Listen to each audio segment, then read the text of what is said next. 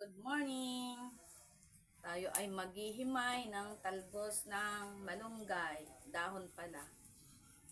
Magluluto si kapitbahay ng tinolang manok. At Elisa, unahin mo na ito, babad. Ano yun, baka magkalasa.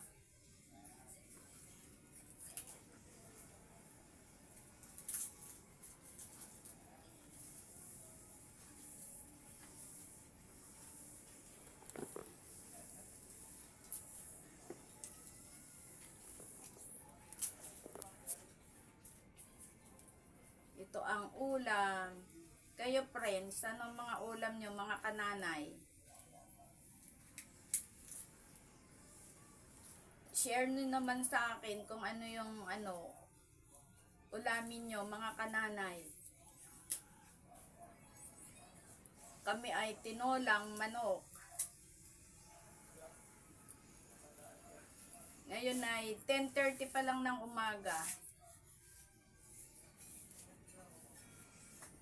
Ito ang ating sahog.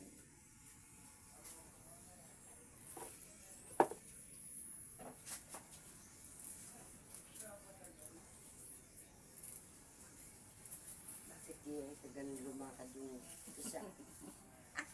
Lalo sa bayok, pila, sa ika-ika.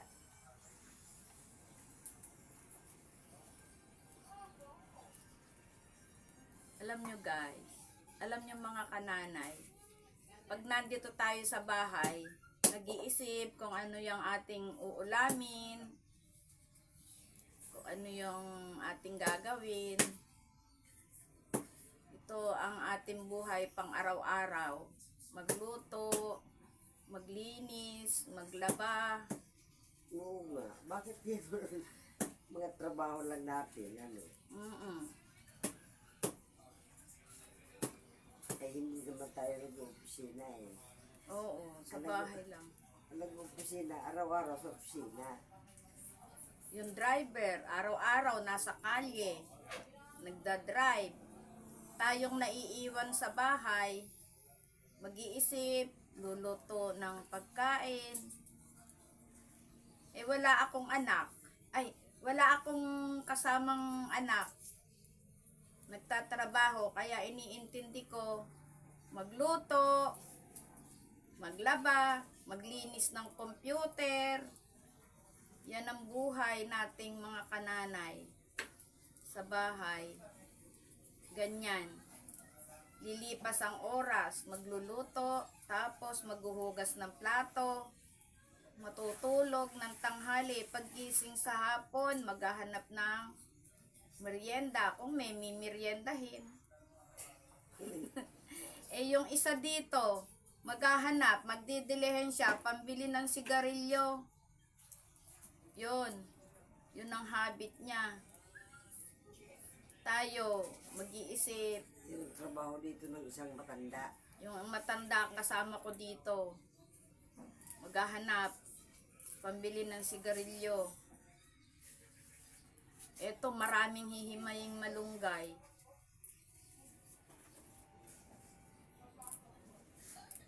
Tahimik naman dito sa aming lugar, wala kang maririnig na ingay, di ba? Sa atin, kami lang ang maingay. Wala kasing mga bata, kaya walang maingay. Wala kasi kaming kasamang mga bata, puro may trabaho. Puro matatanda na. Tingnan nyo, sariwang-sariwa yung malunggay.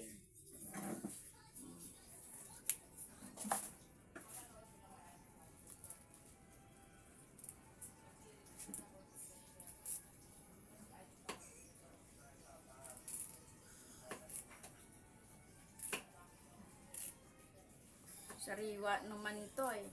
Tapos, naggayat na rin pala ako ng sayote. Ito sayote. Tapos, naggagayat na ng bawang. Walang sibuyas, luya lang. Isang mahal. Mahal kasi ng sibuyas. isang piraso, 10 piso. Wala kami 10. Wala kaming 10 piso, kaya bawang na lang tsaka luya. Ay ano, oh, bawang at tsaka luya. Wala nang sibuyas. Kamatis dito, mura. 40 pesos ang kilo. Dati inaabot ng 1,000 kamatis eh. 10 piso, isa na. Ngayon, sibuyas naman ang 20 tumaas. pesos isa. Oo. Sibuyas naman ay ang tumaas ngayon. Sibuyas ang natilisa. Dapat, wag na silang kumukuha sa ibang bansa. Yung mga farmers na lang sa Pilipinas ang kuhanin para kumita. Kagaya ng dami-daming kamatis na tinapon. Pinagtatatapon lang. Eh dito sa Cavite, mahal pa mahal ang mga gulay dito. Cavite City. Kawawa naman yung magsasaka. Kung may magagawa lang ako na yung papakyaw eh. Para itinda ko na lang dito eh. Kaso wala rin kami eh. Nangungutang lang din kami ng iniluluto. Wala rin kami eh. Kung walang magpautang, di walang iluluto. Nga. Kaya lang, ba't hindi naman tayo pwedeng hindi kumain sa maghapon kahit isang beses lang. Ganon kahirap ang buhay. Yung mayaman nga, nag-iisip din sila ng kung saan sila kukuha dahil sa mahal ng bilihin. Tayo pa kayang mahihirap?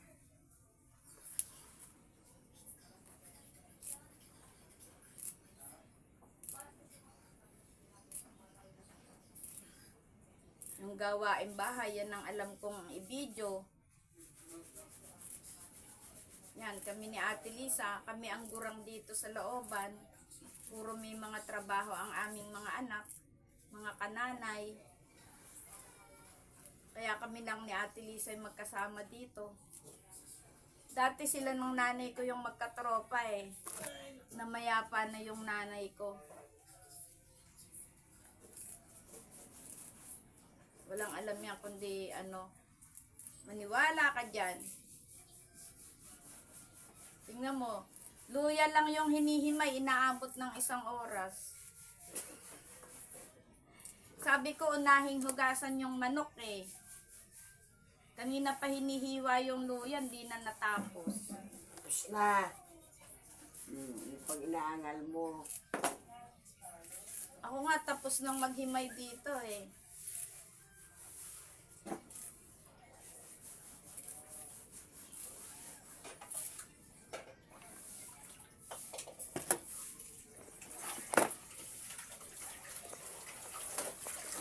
Yan, hugasan yung manok. Hindi ka naman nakikita. Yung manok lang. Madilim.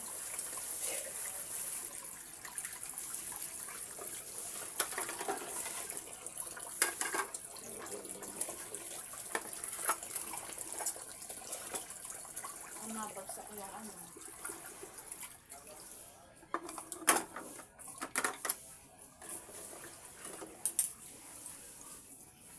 Ang dami ng manok. Masarap to. Angal ka ng walang gulay. Marami ng gulay. Alam nyo, yung saging nga dito, saging lang kinikilo na. Dati, piso-piso lang yung saging ng Saba. Ngayon, 50 pesos na 1 kilo. Mahal 50 pesos.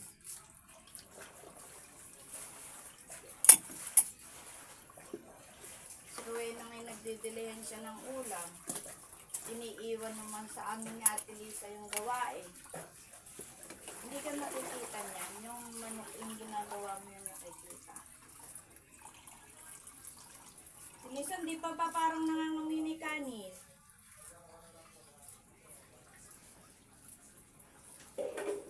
Kumaingay.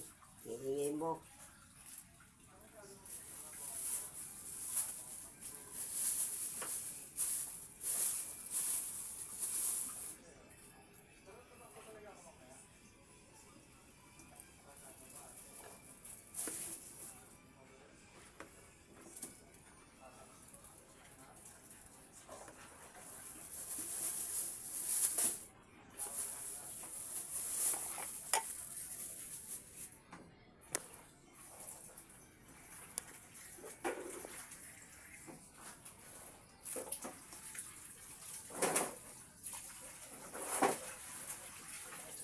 mga kananay ko, ano ulam natin. Ito, ako naghahanda na kami ng aming tanghalian. Ang oras ay 10:30 ng umaga. Naka-ready na. Igigisa na lang po. Ang late naman yan, Ate Lisa. Hindi naman dyan, iinisin ko yung lahat. Ah.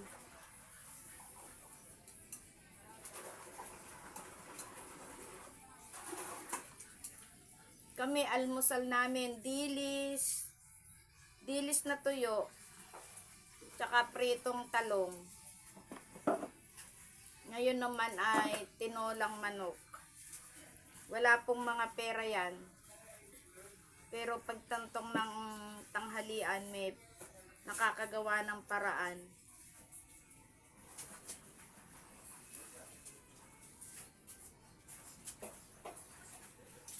Galing ka na doon, nak? Opo. Bilis ah. Oo, kain sa pet. Gasan mo! Ay, maliligo pala yan. Maraming balahibo kasi eh. Mga alauna para hindi malamig. Kawawa.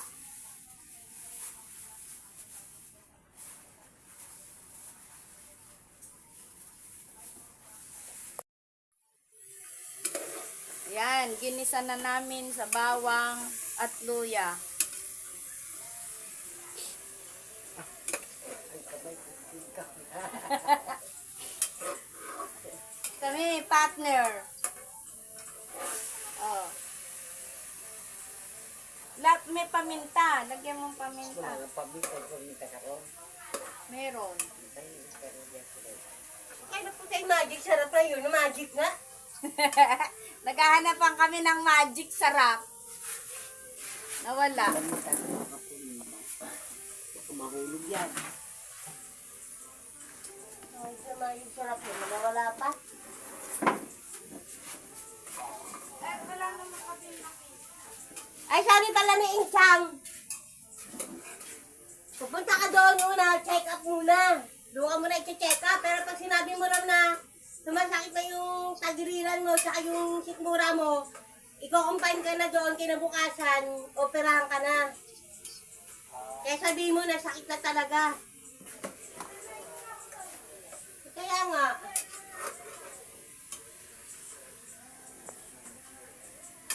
maglalagay kami ng pamintang durog. kaya po kay magic, sarap na yung kabwisit naman. Kabibili ko lang kanina eh.